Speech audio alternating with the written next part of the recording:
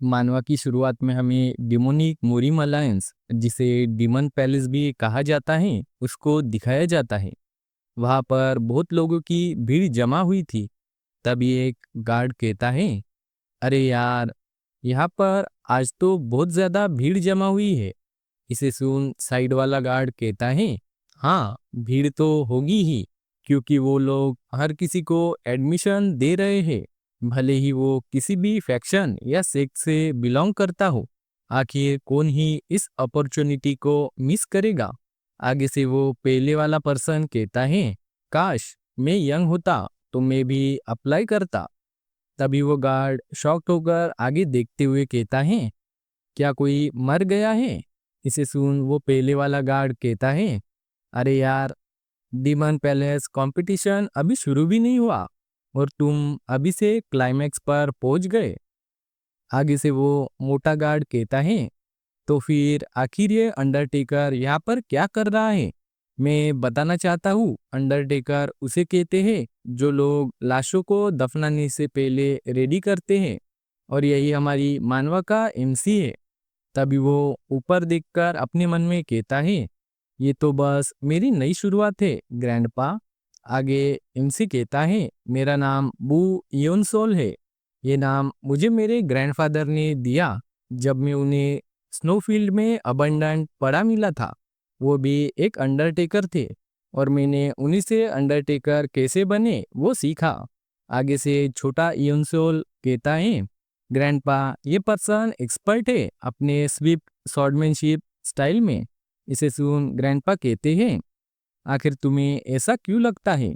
आगे से योनसोल कहता है, ये बहुत स्किनी है लेकिन इसके लेफ्ट लेग की मसल काफी ज्यादा टोन्ड है, और यही कैरेक्टरिस्टिक उसके स्वॉर्डमैनशिप स्टाइल को बताती है। इसे सुन ग्रैंडपा उसको शाबाशी देते हुए कहते हैं, तुम्हारी आंखें काफी ज्यादा तेज है, तुम एक ह्यूमन गिफ्टेड अंडरटेकर हो। आगे से योनसोल खुश होते हुए मन में कहता है, ये बहुत हार्ड है क्योंकि बाहर सभी लोग हमें हेट करते हैं, लेकिन चाहे कुछ भी हो, मैं ग्रैंडपा के साथ बहुत खुश था। लेकिन एक दिन, इतना कहते ही हमारा सीन शिफ्ट होता है और हमें दिखाया जाता है योनसोल और ग्रैंडपा बिस्तर पर सोए थे। तभी ग्रैंडपा अपनी जगह से उठ जाते हैं। बाहर मौसम भी काफी ज्यादा खराब लग रहा था। आगे से ग्रैंडपा विंडो की ओर देखते हुए मायूस होकर कहते हैं, लगता है मेरे पुराने पाप मेरा पीछा नहीं छोड़ने वाले। आगे से वो योनसोल को हाथ लगाकर उठाने लगते हैं और कहते हैं, चलो एक गेम खेलते हैं, आखिर कौन डेड पर्सन बनने की एक्टिंग अच्छे से करता है। इसे सुन योनसोल कहता है, ग्रैंडपा, इतनी रात को? आगे से ग्रैंडपा कहते हैं, अगर तुमने अच्छा किया तो मैं तुम्हें नए कपड़े और जो तुम्हारी मनपसंद स्वॉर्ड है उसे तुम्हें दूंगा। इसे सुन योनसोल भी खुश हो जाता है। आगे से ग्रैंडपा योनसोल को कॉफिन में बंद करते हुए मुस्कुराकर कहते हैं, सियोल, इस टाइम सनराइज तक इंडोर करने की कोशिश करना। आगे से योनसोल भी इसके लिए मान जाता है। ग्रैंडपा योनसोल को बंद कर वहीं पर खड़े थे। तभी वो अपनी सॉर्ड को कसकर पकड़ लेते हैं और घर से बाहर निकल आते हैं, और आगे अपनी पेनी नजर से देखते हुए कहते हैं, तुमने खुद को बहुत अच्छे से हाइड करके रखा है, जैसे कोई चूहा हो। तभी आगे से एक ब्लैक हुड वाला पर्सन निकलते हुए कहता है, ओ, तो ऐसा है, आखिर तुम कैसे हो सेवन ब्रांच डिमोनिक ब्लेड बू जानयांग? इस नाम को सुन ग्रैंडपा कहते हैं, बहुत दिन हो गए इस नाम को सुने हुए। आगे से वो ब्लैक हुड वाला पर्सन गुस्से में कहता है, तुमने अपनी वाइस पैलेस मास्टर की पोजीशन को छोड़ दिया ताकि तुम ये घटिया सा काम कर सको। इतना कहकर वो पर्सन ग्रैंडपा पर अटैक कर देता है। उसकी टेक्निक का कोई नाम नहीं था, लेकिन वो बहुत ही ज्यादा खतरनाक लग रही थी।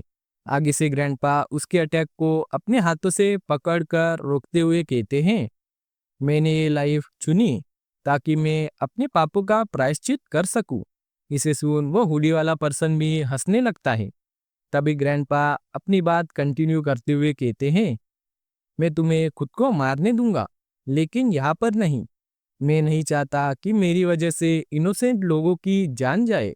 आगे से वो हुडी वाला पर्सन कुछ सोचते हुए मान जाता है और कहता है, यहाँ से भागने की तुम सोचना भी मत। आगे हमें योनसोल को दिखाया जाता है। वो अभी भी कॉफिन में बंद था। तभी वो कॉफिन का दरवाजा खोलते हुए बाहर निकल आता है और रोते हुए अपने मन में कहता है, मुझे सच में न्यू यूनिफॉर्म और शर्ट चाहिए, लेकिन मैं इसे और ज़्यादा सहन नहीं कर सकता। यहाँ पर बहुत ज़्यादा ठंड है। तभी योनसोल की नज़र बाहर पड़ती है और वो आजू बाजू देखते हुए कहता है, ग्रैंडपा, आखिर वो कहाँ पर गए? यूजुअली वो यहाँ पर खड़े होकर मेरा वेट करते हैं। क्या कोई उन्हें बुलाने आया था? सच में यार, वो लोग हमें ह्यूमंस की तरह नहीं देखते जस्ट बिकॉज क्योंकि हम अंडरटेकर है। तभी वो कुछ देखकर बहुत ज्यादा शॉक्ड हो गया था। बाहर का नजारा बहुत ज्यादा भयानक था। इसे देख योनसोल काफी डर जाता है और ग्रैंडपा की फिक्र करते हुए उन्हें ढूंढने के लिए जंगल में दौड़ पड़ता है। आगे वो कुछ देखकर बहुत ज्यादा शॉक्ड हो गया था। ग्रैंडपा बहुत ज्यादा बुरी हालत में वहां पर पड़े थे। उनकी ऐसी हालत को देख योनसोल चिल्लाते हुए पास चला जाता है और कहता है, ग्रैंडपा, आखिर आपकी ऐसी हालत किसने की? आगे से ग्रैंडपा कहते हैं, सियोल, क्या ये तुम हो? इसे सुन योनसोल कहता है, हाँ ग्रैंडपा, ये मैं हूँ। लेकिन आपको ये क्या हुआ? आगे से ग्रैंडपा कहते हैं, मुझे लगता है मेरे जाने का टाइम आ गया। अगर मैं मर गया तो तुम ये अंडरटेकर का काम मत करना और अपनी लाइफ खुशी से जीना।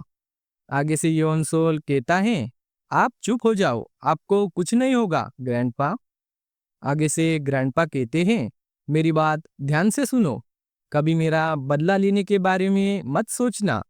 इसे सुन यूनसोल के आंखों में आंसू आ गए थे और वो अपने दांत बीचते हुए गुस्से में कहता है, नो ग्रैंडपा, उन लोगों ने आपकी ये हालत की, मैं उन्हें कभी माफ नहीं करूंगा। अगर ऐसा नहीं तो मैं भी आपके साथ ही आऊंगा। आप हमेशा कहते थे इस जगह और हिल में कोई डिफरेंस नहीं है। मैं आपके बिना यहाँ रहने से अच्छा हिल में रहना पसंद करूंगा। आगे से दर्द में कराते हुए ग्रैंडपा कहते हैं, मुझे लगा मरने के बाद मैं शांति से रहूंगा। योनसोल, ये मेरी लास्ट विश है। प्लीज तुम यहाँ से बहुत दूर चले जाओ और जितने भी पल हमने साथ गुजारे वो मेरी लाइफ के सबसे हसीन पल थे। तभी ग्रैंडपा मरकर धड़ाम से जमीन पर जाकर गिरते हैं। उन्हें ऐसा देख योनसोल कुछ सोच नहीं पाता कि आखिर अभी ये हुआ क्या, और वहीं पर खड़ा था।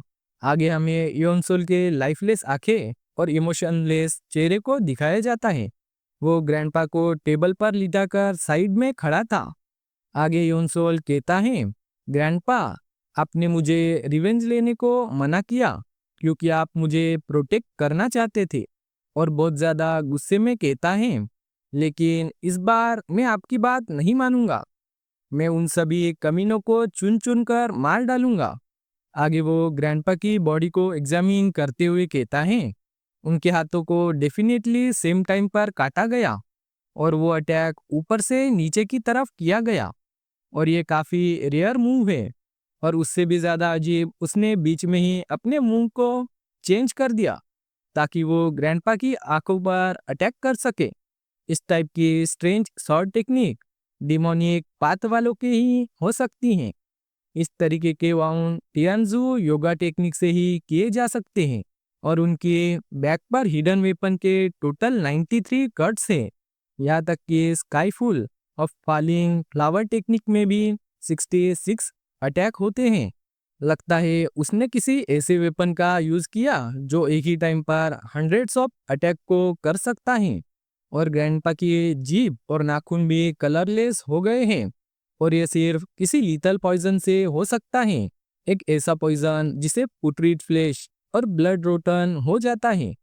और आगे से योनसोल कहता है, एक ऐसा डिमोनिक पाथ वाला पर्सन जिसने टियानजू योगा टेक्निक को सीखा हुआ है और वो हाई कैलिबर के हिडन वेपन को यूज करता है, और उसी के साथ लीथल पॉइजन जिसकी वजह से फ्लेश और ब्लड सड़ जाता है। इस टाइप के लोग बहुत ज्यादा कम होंगे। चाहे जो हो जाए मैं उन सबको ढूंढ निकालूंगा। तभी हमारा फ्लैशबैक खत्म हो जाता है और हमें योनसोल को दिखाया जाता है। वो गेट पर अपने नाम की एंट्री कर रहा था। तभी आगे से वो गार्ड कहता है, आखिर ये बम्पकिन सेक्ट और जानियंग क्लैन कहाँ पर है? आगे से वो चिल्लाते हुए योनसोल से कहता है, अगर तुम अपना फिंगरप्रिंट नहीं देना चाहते तो यहाँ से वापस जा सकते हो। तभी वो कुछ देख बहुत ज्यादा शॉक्ड हो गया था। योनसोल ने दांतों से अपनी उंगली को काट लिया था। आगे वो अपने खून से फिंगरप्रिंट लगाते हुए अपने मन में कहता है, जब से ग्रैंडफादर मुझे छोड़कर चले गए मेरी लाइफ पूरी तरह से तबाह हो गई और मेरे पास रिवेंज को छोड़कर अब कुछ बचा नहीं है। और ये कंपटीशन यही बनेगा मेरा first step toward my revenge. आगे हमें बताया जाता है, ऑर्थोडॉक्स और अनऑर्थोडॉक्स एक ये मुस्लिम वर्ल्ड के दो पावर्स हैं और उनके बीच सदियों से फाइट चली आ रही है। ऑर्थोडॉक्स सेक्ट जो जस्टिस और राइटियस है वो मुस्लिम अलायंस के साथ है, और अनऑर्थोडॉक्स सेक्ट जो सिर्फ पावर को ही वर्शिप करता है। और इन्हीं दो फोर्सेस ने काफी लंबे समय से मुस्लिम वर्ल्ड में बैलेंस बनाए रखा है। लेकिन ऑर्थोडॉक्स सेक्ट ने खुद को पुश कर 18 मार्शल मास्टर का क्रिएशन कर दिया। मुस्लिम अलायंस के इस नए खतरे की वजह से निमन पैलेस ने अपनी पावर को एडवांस करने का डिसाइड किया और वहीं से 10 डिमन मास्टर्स के क्रिएशन की शुरुआत हुई। उन्होंने ये डिक्लेयर कर दिया वो 10 टैलेंटेड बच्चों का सिलेक्शन करेंगे और उन्हें 10 डिमोनिक सेक्ट की मार्शल आर्ट को सिखाया जाएगा। और इसी बात को सुन बहुत सारे यंग लोग आज यहाँ डिमोनिक पैलेस में इकट्ठा हुए हैं। आगे हमें उन सभी कॉम्पिटिटर्स को दिखाया जाता है। योनसोल उनके साइड से जाते हुए मन में कहता है, मुझे कुछ लोगों में से फॉर्मिडेबल ऑरा सेंस हो रही है। उनमें से कुछ मेरे ग्रैंडफादर के किलर के साथ एसोसिएटेड हो सकते हैं। वो किलर एक ऐसा मार्शल मास्टर है जिसकी कैपेबिलिटीज को मैं जज भी नहीं कर सकता। उस जैसे पर्सन से रिवेंज लेने के लिए मुझे भी उसके लेवल तक पहुंचना होगा और उसके लिए मुझे one of the 10 demon masters में से एक बनना होगा, क्योंकि यही एक रास्ता है जिसकी मदद से मैं जल्द से जल्द स्ट्रॉन्गर बन सकता हूँ। आगे हमें कुछ बच्चों को दिखाया जाता है जो कि अपने आगे कुछ देख बहुत ज्यादा शॉक्ड हो गए थे। उनके सामने एक बहुत ही खतरनाक अपीयरेंस वाला मास्टर और उसके कुछ साथी आकर खड़े हो गए थे। आगे से वो मास्टर कहता है, मेरा नाम हेड इंस्ट्रक्टर योग रियून्यूंग है। उसका नाम सुन बच्चे खुसफुसाते हुए कहते हैं, क्या यही वो famous gold dagger blood I है? तभी आगे से वो हेड इंस्ट्रक्टर कहता है, आज यहाँ पर पूरे डिमन सेक्ट में से ग्रेटेस्ट प्रोडिजीज को आइडेंटिफाई किया जाएगा। जो लोग हमारे सारे ट्रायल को पास कर पाएंगे सिर्फ वही one of the 10 demon masters बन पाएंगे। तुम्हारे फर्स्ट ट्रायल में डिमन पैलेस के मार्शल मास्टर तुम्हारे फिजिकल एप्टीट्यूड को चेक करेंगे। इस बात को सुन बाकी कैंडिडेट्स चिल्लाते हुए कहते हैं, आखिर ये किस टाइप का ट्रायल है और कंपटीशन का क्या हुआ? आगे से वो डिमन पैलेस के मार्शल आर्टिस्ट सभी कैंडिडेट को चेक करने लगते हैं और जिनका भी फिजिकल एप्टीट्यूड ठीक है उन्हें पास कर देते हैं। तभी पीछे खड़ा योनसोल अपने मन में कहता है, अगर तुमने फिजिकल एप्टीट्यूड को पास कर दिया तो तुम नेक्स्ट ट्रायल में जा सकते हो। आगे से एक मार्शल आर्टिस्ट योनसोल की तरफ ही आने लगता है और योनसोल का हाथ पकड़कर अपने मन में कहता है, ये बच्चा तो काफी ज्यादा खराब हालत में है। मुझे यकीन नहीं हो रहा उसने कंपटीशन में पार्टिसिपेट करने का सोचा। तभी वो योनसोल की आंखों की तरफ देखते हुए कहता है, लेकिन इसका यह किलिंग इंटेंट काफी ज्यादा खतरनाक है, लेकिन मैं इसको पास नहीं कर सकता। और वहां से चला जाता है। उसे जाता देख आगे से योनसोल अपने मन में कहता है, मुझे लगा ही था यही होगा। आज तक मैंने जो भी सीखा है वो सिर्फ लाशों को ही देखते हुए सीखा है। मुझे नहीं लगता मैं इस टेस्ट को पास कर पाऊंगा, लेकिन ये मेरा एंड नहीं हो सकता। तभी अनाउंसमेंट होती है, फर्स्ट ट्रायल खत्म हो गया है। इसे सुन एक बच्चा चिल्लाते हुए कहता है, ये काफी ज्यादा अनफेयर है। अगर फिजिकल एप्टीट्यूड को ही देखकर 10 डिमंस का सिलेक्शन करना था तो फिर इस कंपटीशन को होस्ट करने का क्या ही मतलब। उसकी बात को सुन, हेड इंस्ट्रक्टर कहता है, मार्शल आर्ट सीखने के लिए तुम्हारी मसल और बोन्स मोस्ट इम्पोर्टेंट थिंग है।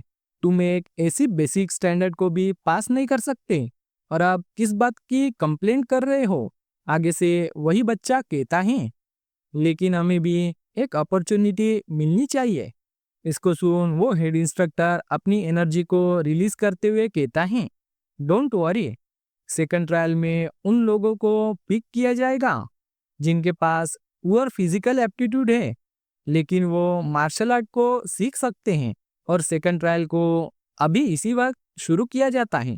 एक दूसरे से फाइट करो और खुद को सरवाइव करो जब तक तुम लोगों में से सिर्फ एक ही पर्सन जिंदा ना बचे। इसको सुन बच्चे घबराते हुए कहते हैं, क्या हमें सच में एक दूसरे को मारना होगा? लेकिन हम सब तो एक ही साइड पर हैं।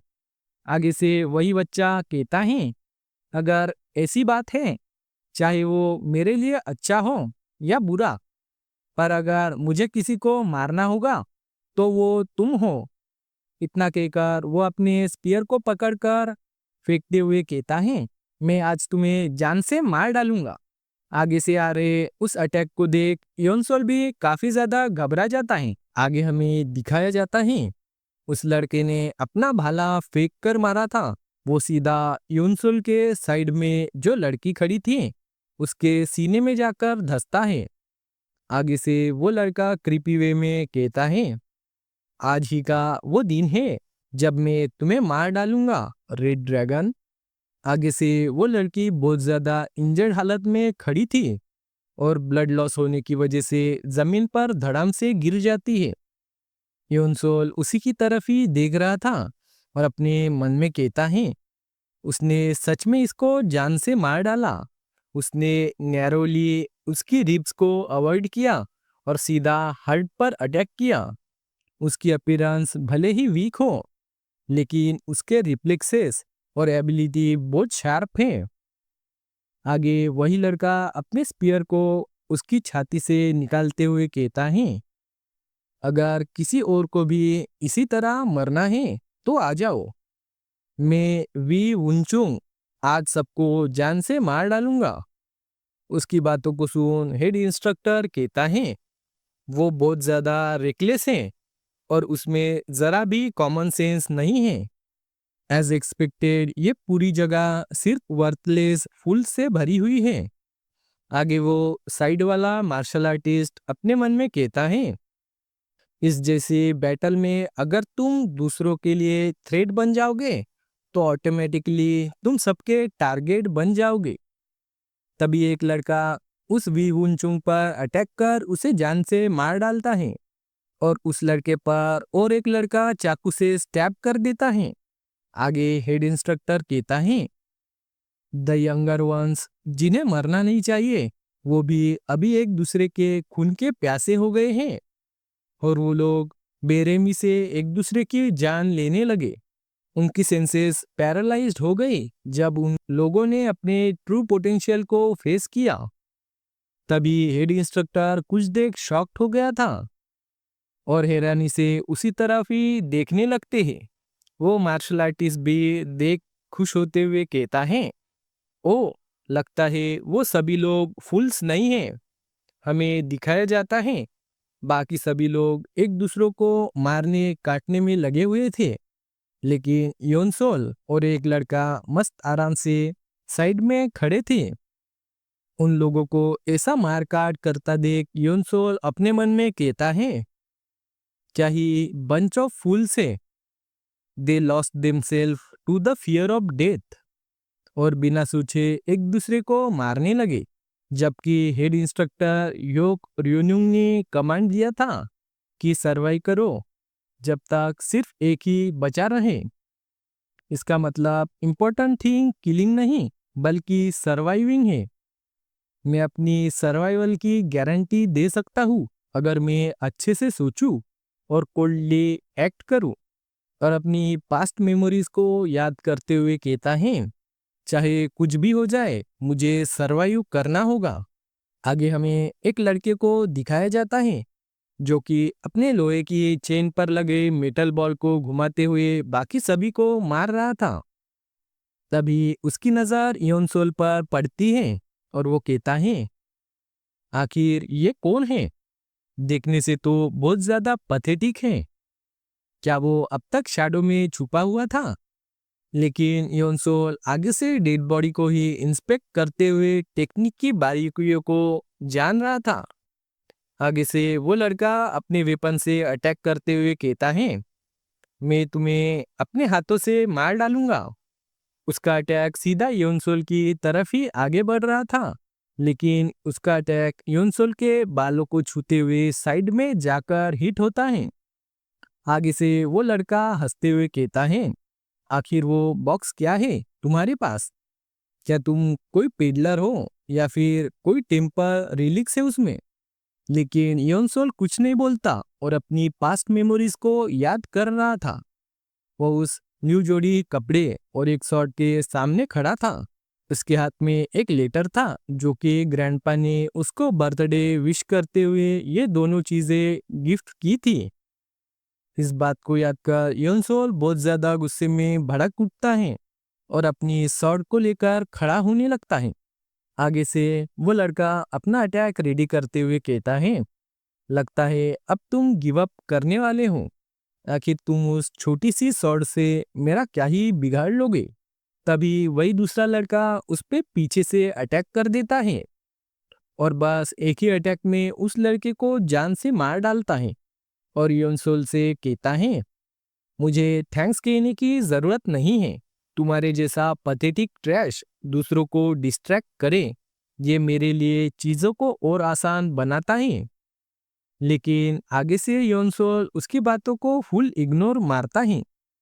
वो लड़का आगे कहता है, तुम्हारी आंखें काफी अच्छी हैं, लेकिन लगता है तुमने अभी तक कोई मार्शल आर्ट को नहीं सीखा। और पीछे से आ रहे लड़के पर बिना देखे अटैक करते हुए कहता है, मैं तुम्हारे जैसे चींटी को कभी भी मसल सकता हूँ। उसकी बातों को सुन योनसोल उसकी तरफ देखने लगता है। तभी हेड इंस्ट्रक्टर कहता है, वो लड़का एक्सटर्मिनेशन स्वॉर्ड को पकड़े हुए हैं। आखिर वो ब्लैक सोल स्वॉर्ड की लेगेसी को क्यों लिए हुए है जो कभी स्ट्रॉन्गेस्ट वंडरर स्वॉर्डमैन की थी? आगे से वही ब्लैक हेड मार्शल आर्टिस्ट कहता है, उसका नाम न्योंग वुनग्यांग है। उसने कहा कि डीप सेक्युलेट वैली में उसने ब्लैक सोल की सीक्रेट मैनुअल और स्वॉर्ड को डिस्कवर्ड किया। उसने सिर्फ मैनुअल से ही ट्रेनिंग की है, जिसकी वजह से उसके फॉर्म पॉलिश नहीं है और उसके मूवमेंट में भी काफी ज्यादा ओपनिंग है। लेकिन फिलहाल के लिए वो सिर्फ अकेला डिसाइपल है ब्लैक सोल का। भले ही वो फिजिकली स्ट्रेंथ में लैकिंग हो, लेकिन वो एक स्ट्रॉन्ग कैंडिडेट है 10 डीमन मास्टर बनने के लिए। मुझे तो लगता है वही लास्ट में विनर होगा। इसे सुन आगे से हेड इंस्ट्रक्टर कहता है, वो सच में एक्सटर्मिनेशन स्वॉर्ड के लिए अनवर्दी है, लेकिन एटलीस्ट वो सभी लोगों में से ज्यादा स्ट्रॉन्गर तो है। इस पर वो मार्शल आर्टिस्ट भी एग्री हो जाता है। लेकिन कुछ देव कहता है, हाँ लेकिन क्या हो अगर कुछ अनएक्सपेक्टेड हो जाए? आगे योनसोल को दिखाया जाता है। वो कहता है, इस लाश के कट मार्क्स काफी ज्यादा रफ है। लगता है किसी भारी तलवार से अटैक किया गया है। आगे से न्योन वुंगयांग अपनी शॉर्ट का खून साफ करते हुए कहता है, मैंने सोचा नहीं था कि तुम आखिर तक सरवाइव कर पाओगे। उस पूरे ग्राउंड में कटी फटी लाशों के बीच सिर्फ वो दोनों ही खड़े थे। आगे न्योंग कहता है, अगर मैं तुम्हें मार डालूं तो मैं भी 10 डीमन मास्टर्स के लिए कैंडिडेट बन सकता हूँ। और उंगली से इशारा करते हुए कहता है, चलो फिर जल्दी से अटैक करने को आ जाओ। आगे से योनसोल शांत खड़ा था और अपने मन में कहता है, वो लड़का यहाँ पर सबसे ज्यादा स्ट्रॉन्गेस्ट है, लेकिन मैंने पहले ही उसकी वीकनेस के बारे में पता लगा लिया। नेक्स्ट सीन में दिखाया जाता है योनसोल अपनी शॉट को लेकर न्योंग की तरफ आगे बढ़ने लगता है। आगे से न्योंग कहता है, क्या मैं तुम्हारे स्किल्स को थोड़ा सा टेस्ट करूं? और बहुत तेजी से योनसोल की ओर आगे बढ़ने लगता है और अपने अटैक को यूज कर योनसोल पर बहुत सारे कट्स लगाकर आगे बढ़ जाता है। आगे से हंसते हुए कहता है, क्या तुम सिर्फ डॉजिंग ही कर सकते हो? ये काफी ज्यादा इम्प्रेसिव है। आखिर तुम लास्ट तक सरवाइव कैसे कर गए? पीछे खड़ा ब्लैक हैट मार्शल आर्टिस्ट कहता है, देखने से ऐसा लगता है कि वो बहुत बुरी तरह से मार खा रहा है, लेकिन अगर तुम क्लोजली देखो तो उसने अपनी बॉडी को हर एक स्ट्राइक के लास्ट में ट्विस्ट कर दिया ताकि वो फेटल राउंड को अवॉइड कर सके। उसने न्योंग वुनयांग के अटैक पैटर्न को बस उसकी छोड़ी हुई लाशों को एग्जामिन करके पता लगा लिया। आखिर क्या ही एस्टोनिशिंग लेवल ऑफ ऑब्जर्वेशन है उसका। तभी यूनसोल आगे से कहता है, तुम्हारी शॉट टेक्निक सच में पथेटिक है। तुमने मुझे इतने ज्यादा अटैक किए, लेकिन फिर भी तुम सिर्फ मेरी बॉडी पर कुछ खरोचे ही दे पाए। आगे से वही ब्लैक हेड मार्शल आर्टिस्ट कहता है, वो उसको खुद पर अटैक करने के लिए प्रोवोक कर रहा है और ये काफी ज्यादा अच्छा है, लेकिन किसी पर अटैक करना ये बहुत ज्यादा डिफरेंट मैटर है। उसके इस कमजोर और कटी फटी हालत में एक प्रॉपर अटैक को लैंड करना काफी ज्यादा डिफिकल्ट है। आगे से योनसल की बातों को सुन न्योंग कहता है, मैं तुम्हें थोड़ी और देर जीने देने वाला था, लेकिन तुम बहुत ज्यादा एरोगेंट बन रहे हो। क्या तुम्हारी जल्दी मरने की विश है? और योनसोल पर अटैक करते हुए कहता है, मैं तुम्हारी ये विश जरूर पूरी करूंगा। आगे से योनसोल उसे ही आते हुए देख रहा था और अपने मन में कहता है, ये चांस सिर्फ एक ही बार मिलेगा।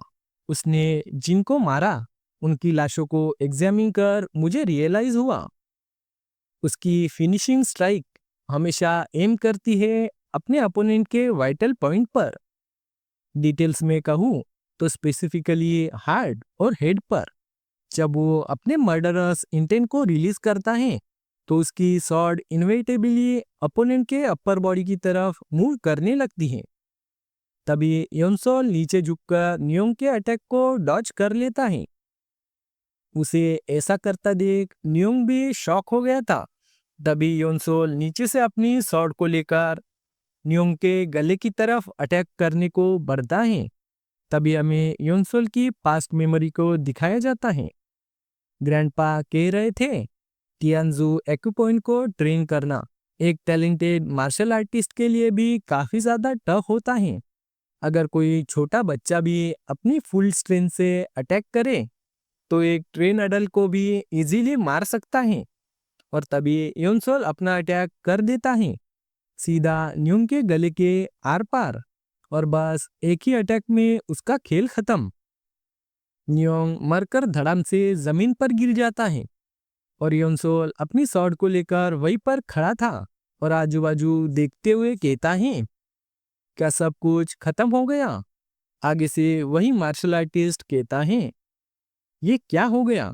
तभी हेड इंस्ट्रक्टर कहता है, मुझे उस लड़के से काफी ज्यादा एक्सपेक्टेशन थी क्योंकि वो ब्लैक सोल की स्वॉर्ड आर्ट को यूज कर रहा था, लेकिन वो मारा गया। तभी घंटे की आवाज होती है और हेड इंस्ट्रक्टर खुश होकर योनसोल का नाम चिल्लाते हुए कहते हैं, कांग्रेट्स बू योनसोल, तुमने सेकंड ट्रायल को पास कर लिया है। लेकिन आगे से योनसोल बस अपने मर्डरस इंटेंट को रिलीज कर बस देखे जा रहा था और एनर्जी एग्जॉस्ट होने की वजह से बेहोश हो जाता है। तभी वो डर से अपनी आंखें खुलता है और अपने आजू बाजू देखने लगता है। वहां पर उसके साथ पहले से सिलेक्ट हुए सारे कंटेस्टेंट्स थे। तभी हमें समंदर को दिखाया जाता है और हमें पता लगता है उन सभी लोगों को शिप में भरकर कहीं पर ले जाया जा रहा है। आगे से योनसोल होश में आकर अपने मन में कहता है, क्या मैं ब्लड लॉस होने की वजह से बेहोश हो गया था? मेरी इंजरीज काफी ज्यादा थी, लेकिन अभी मुझे कोई भी पेन फील नहीं हो रहा। क्या उस रिनोड फिजिशियन उसे डिमोनिक पैलेस ने बुलाया था? चलो उस बात को साइड में रखते हैं। ये जो लोग यहाँ पर हैं, उनकी बॉडी काफी ज्यादा वेल ट्रेन है और कुछ फेसेस काफी ज्यादा फेमिलियर हैं। क्या ये वो लोग हैं जिन्होंने पहले ट्रायल को पास किया है? वो लोग सभी मुझे घूरकर देख रहे हैं। तभी वही black head martial artist ship का दरवाजा खोलते हुए कहता है, हम लोग नेक्स्ट ट्रायल की लोकेशन पर पहुंच गए हैं, द हेल आइसलैंड। और वो जगह सुनहरे लाल रंग में काफी ज्यादा खतरनाक लग रही थी, जैसे सच में नरक हो। तभी वो ब्लैक हेड मार्शल आर्टिस्ट नीचे उतरकर कहता है, ये हिल आइसलैंड है।